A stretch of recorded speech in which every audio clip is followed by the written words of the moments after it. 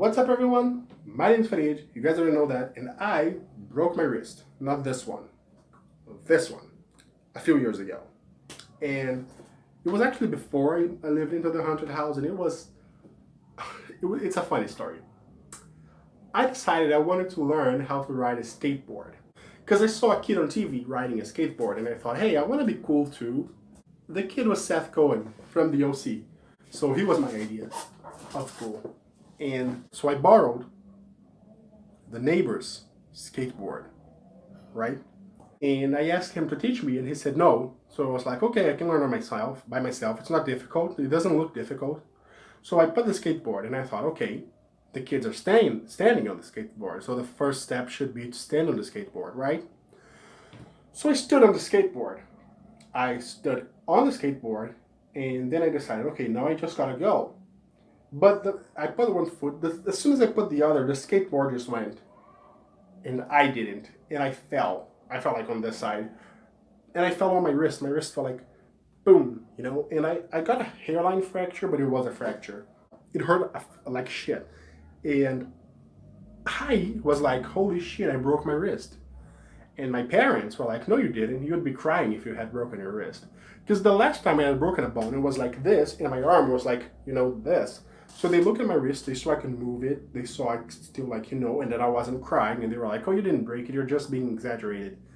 Because I'm dramatic, I've always been dramatic. I can't believe it took my parents so long to realize I was a homosexual, with how dramatic I am. But I was like, nope, I fucking broke my wrist. It's broken, it's starting to swell, look, it's starting to swell. And they're like, it's not, you're impressed, you're thinking that it happened, so that's what you're looking at there, that's what you're seeing. And I remember it was night. Well, actually it was early evening. And I was like, I'm not making this up. I broke my wrist. And they were like, no, you didn't. Come on. It doesn't look broken. It doesn't hurt that much, or else you'd be crying. And the next morning, I was still complaining about it. And then the next day at lunchtime, I was still complaining about it. I wouldn't shut up about the fact that I had broken my wrist.